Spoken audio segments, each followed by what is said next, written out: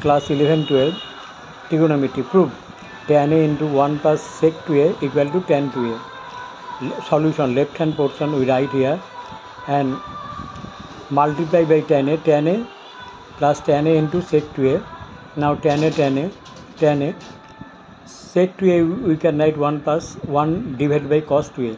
Now tan A, this tan A into cos 2a formula is 1 minus tan square divided by 1 plus tan square. Now tan A, this is tan A, we just reverse, we just do it reverse.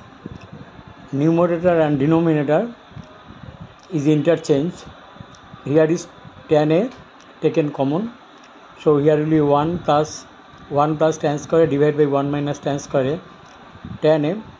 Now simplify, we get 1 minus tan square plus 1 plus tan square divided by 1 minus tan square.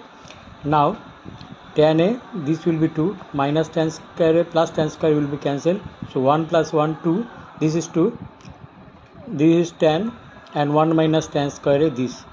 Now we can write 2 tan A divided by 1 minus tan square which is tan 2a. This is the proof.